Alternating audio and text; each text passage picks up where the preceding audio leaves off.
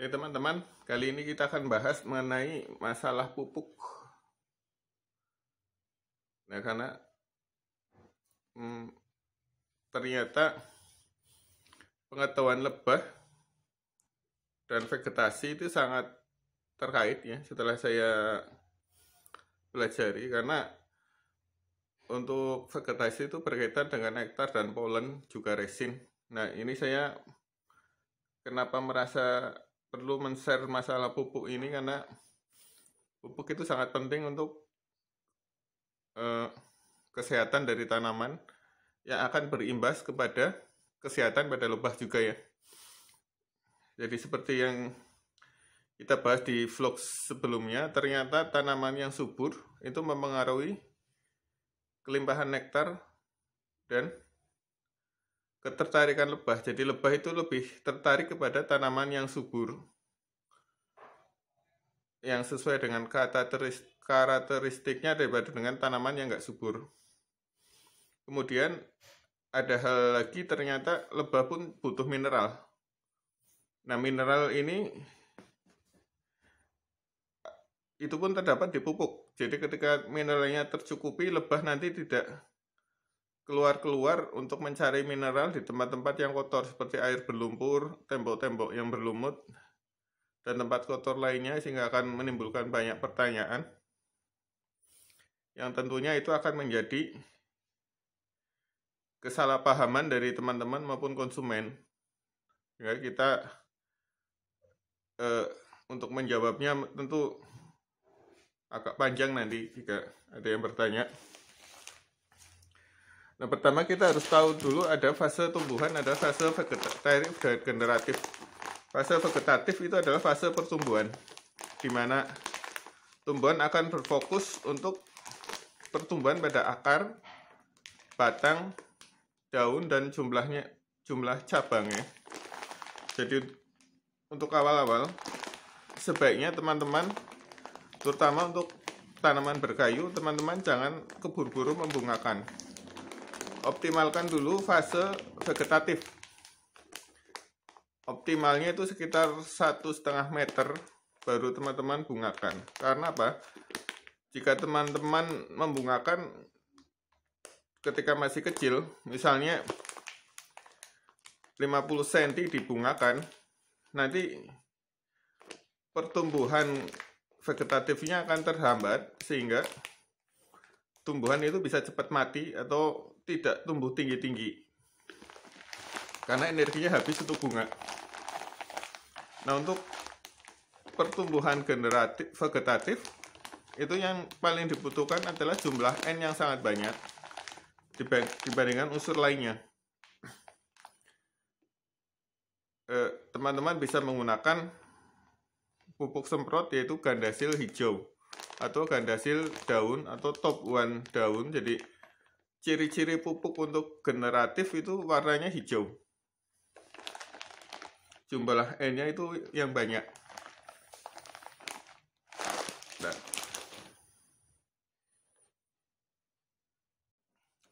Nah, jumlah N yang banyak ya, ini contohnya pada top one.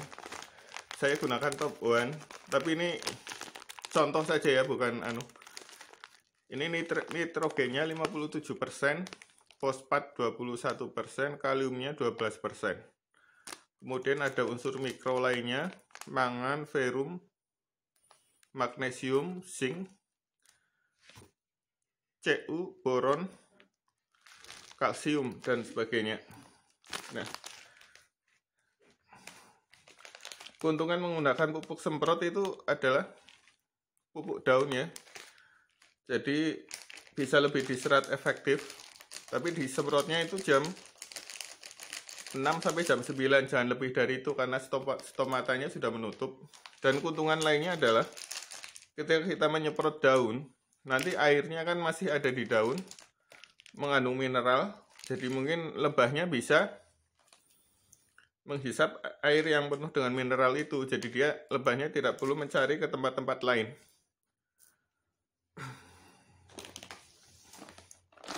Mungkin juga ada lagi pupuk dari Pak Tani yang warna hijau ya, cuman saya nggak beli karena saya menggunakan ini aja, pupuk semprot. Kemudian ada pupuk seimbang. Pupuk seimbang ini dari Pak Tani juga, saya contohnya ini NPK. Unsurnya seimbang ini 16, 16, 16. Nah, komposisinya NPK-nya 16, 16, 16. Ini karena ini seimbang, jadi ini bisa digunakan untuk vegetatif dan generatif, tapi dia tidak memfokuskan untuk satu fase. Jadi daripada bingung-bingung, gunakan pupuk ini misalnya. Cuma nanti perkembangannya tidak seoptimal jika kita menggunakan pupuk yang tepat sasaran. Cuman lebih baik daripada nggak dipupuk. Ini pun mengandung mineral mikro ya.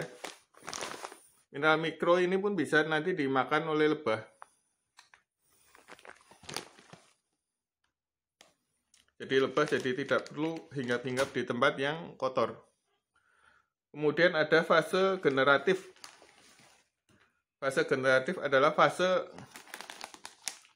kalau di manusia itu seksual atau masa-masa puber ya. Jadi tanaman itu akan mulai saatnya atau sudah siap untuk mengeluarkan bunga dan buah.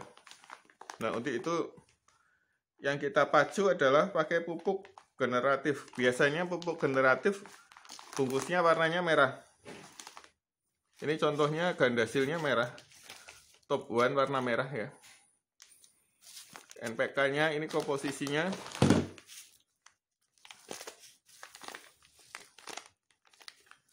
nitrogennya hanya 10%, fosfor dan kaliumnya itu lebih tinggi, fosfor 20%, kalium 45%. Kemudian unsur mikro lainnya dan vitamin ya, mikro dan vitaminnya. Jadi intinya untuk fase generatif pupuk untuk N-nya lebih rendah.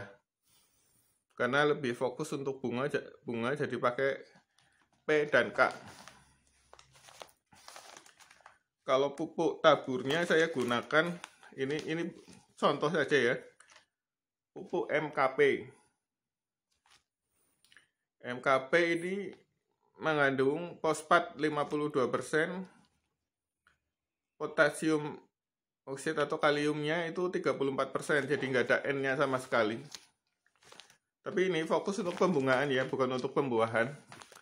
Kalau nanti ini sampai buah dipakai ini, nanti buahnya nanti kecil-kecil isinya.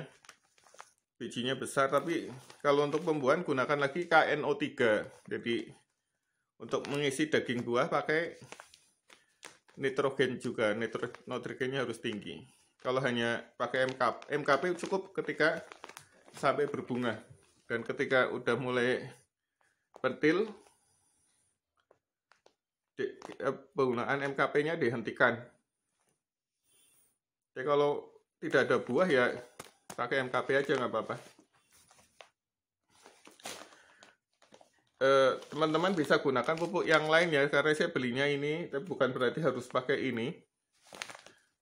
Ciri-cirinya yaitu, yang penting untuk fase pembungaan itu nitrogennya rendah atau tidak ada nitrogennya sama sekali.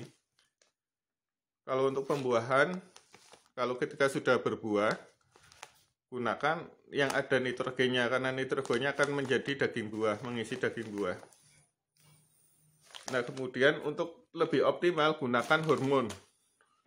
Hormon ini tujuannya memang memacu fase-fase generatif dan vegetatif. Jadi hormon ibaratnya untuk mengoptimalkan. Kalau hormon saya gunakan hormon hantu, hormon tanaman unggulan. Kalau untuk fase generatif tutupnya biru, untuk vegetatif tutupnya biru. Kemudian untuk generatif tutupnya putih. Teman-teman bisa gunakan hormon-hormon yang lain. Tidak mesti ini ya, ini cuma sebagai contoh saja. Ini yang saya gunakan.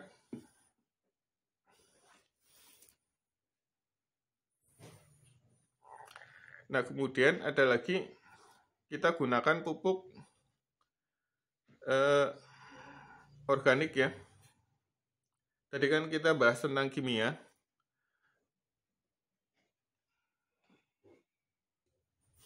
Nah, Kalau pupuk organik ini saya gunakan pupuk guano. Jadi guano saya difermentasikan dengan air kelapa dan banyak zat-zat buah lainnya. Ini formulasi dari teman saya sebetulnya, saya pakai dan hasilnya bagus, jadi saya gunakan ini. Pupuk guano ini harganya murah. Kisaran segininya ini 30.000. Jadi ini saya sekarang lebih gunakan ini. Untuk hormon saya sesekali, jadi saya lebih rutin pakai ini. Dan ini sangat bagus. Nanti kita lihat hasilnya ya teman-teman. Nanti kita lihat di itu. Jadi dengan treatment ini, Santosemon Santosemon saya itu rajin berbunga. Jadi bunganya itu tidak ada musimnya, dia berbunga terus. Kemudian untuk Dombia seminole ternyata bisa berbunga lebih panjang. Dari bulan akhir Februari sampai sekarang masih berbunga. Padahal secara teori itu berbunganya itu sekitar 6 bulan aja. 6-8 bulan. Ini lebih dari 6 bulan. Kemudian ternyata untuk Dombia seminole penggunaan pupuk yang istilahnya optimal memacu nektar juga. Jadi nektarnya menjadi banyak, jadi kelihatan, tadinya padahal nggak kelihatan. Jadi memang penting sekali untuk memupuk ya teman-teman, karena bisa memacu nektar juga. Nah, yang penting juga adalah dengan adanya pupuk yang komplit, yang dimana unsur makro dan mikronya terpenuhi, lebah bisa ikut makan juga untuk mineralnya. Jadi dia tidak perlu nyari di sumber-sumber lain yang mungkin kita lihatnya kotor, tapi dia cukup di tumbuhan juga. Jadi lebah bisa tetap bersih. Walaupun dimanapun juga lebah, walaupun ngambil di lumpur pun tetap hasilnya bersih ya teman-teman. Tapi kita yang tahu mungkin nggak masalah, tapi yang ngelihat kan mungkin jadi pertanyaan. Nah, ini sekilas saja mengenai pupuk dasar. Jadi kita tidak terlalu membahas mendalam, misalnya N gunanya untuk apa, fosfat untuk apa, kalium untuk apa. Saya kira yang penting kita harus mengerti fase-fase dari tanaman dan treatment apa yang harus kita lakukan agar tanaman itu optimal.